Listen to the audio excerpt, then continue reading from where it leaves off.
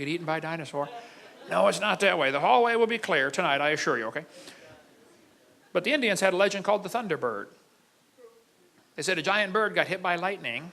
When they found it 3 days later, the buzzards had picked the bones clean, but they said the wingspan was 20 feet and had a bony bump on the back of its head. The Indian prayer sticks, to this day, have the head of a pterodactyl on them. Now, Henry Ford put an eagle on the taillight of his Thunderbird. It should have been a pterodactyl. You blew it, Henry. French explorers Jacques Marquette and Joliet stopped near what now is the town of St. Louis and reported they saw a big ugly bird painted on the cliff on the other side in Alton, Illinois. The Indians said, oh, that's a Piasaw bird. A great chief killed him years ago. They painted the picture up there for years. They finally put a big metal plaque. There's me down below it for scale. They took it down for fear the plaque would fall. I guess they just recently put it back up. I don't know. But if you go to Alton, Illinois, you'll see Piasaw. You know, Piasaw Dairy Queen. It's pretty famous over there. Whatever the Piasaw bird was. Okay. And we talk a lot about that. People say, Brother Holman, why do you speak about dinosaurs? Well, for one thing, Satan's using them to teach his gospel. It's time Christians, put up a defense. Christians are confused where they fit in. They are a great evangelistic tool. Kids will gather around you like crazy when you get dinosaurs. He's the chief of the ways of God. Well, then God ought to get the glory. Now, the Bible also talks about Leviathan, but that's a whole other story. We'll cover Leviathan some other time. So basically, God made everything in 6 days. Dinosaurs lived with man. People have killed most of them. There could be a few still alive. And Christians need to quit worrying about dinosaurs and start using them for God's glory. We'll cover more on that in the next session.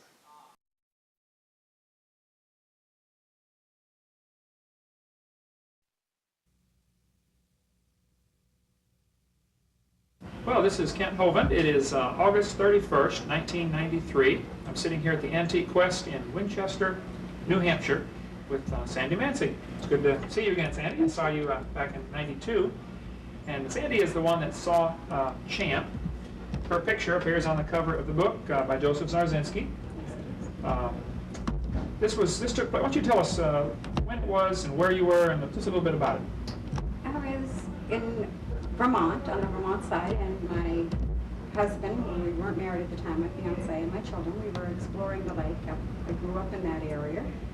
And we were just exploring the lake, sitting there, enjoying the peace and quiet. And my husband had gone back to the car to get the camera, and while he was gone, there was a disturbance in the lake, and I looked out, and I thought perhaps there was a school of fish, maybe a scuba diver or something, and then the head and the neck broke the surface of the water, and the head picked up, and the neck, and the back, and I knew it wasn't a fish. Right.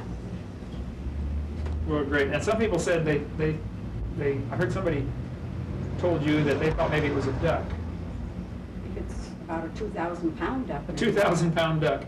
When we were at the church, when you came to hear me speak up in wherever that was, New Hampshire, Dublin, New Hampshire, I had all my dinosaurs on the table, and you immediately picked out this one as Champ, but you said it was a little different, what you saw.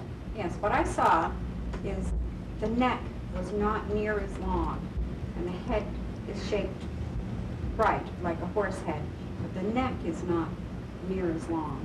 Okay, now there are 3 or 4 different types of swimming dinosaurs that bones have been found of. There's the chronosaur, which has a huge neck, the plesiosaur, which you're holding, and then there's the elasmosaur. Had a shorter neck, and the head is at a right angle to the body instead of in line with the body. There may be others, of course, undiscovered yet, but get that where they can see it on the camera.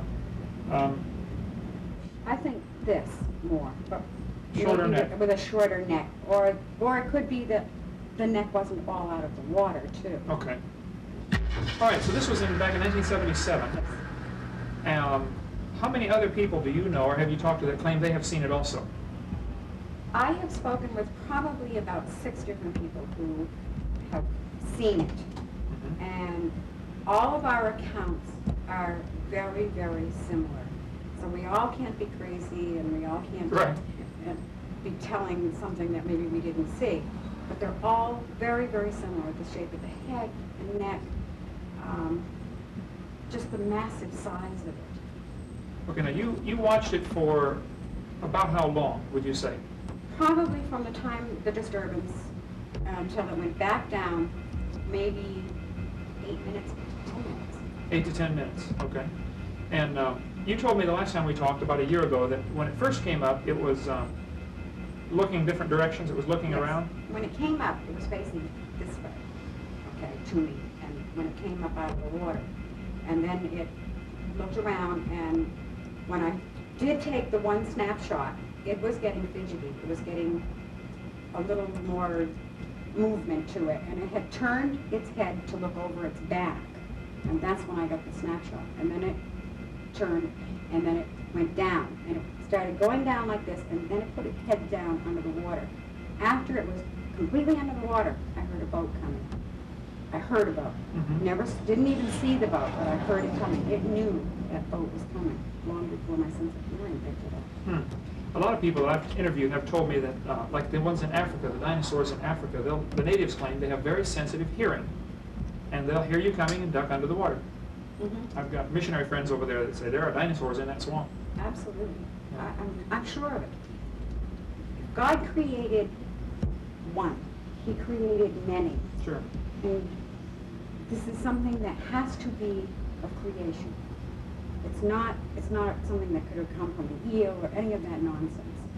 And if God can create one, he can create many. Sure, right. Now, your picture has, as well as being on the cover of Joseph's book, has been in a number of places. It was in Time magazine, was it July '81, I think. Yes. You were on Unsolved Mysteries, did you say this last week? Or? Unsolved Mysteries has shown 3 times.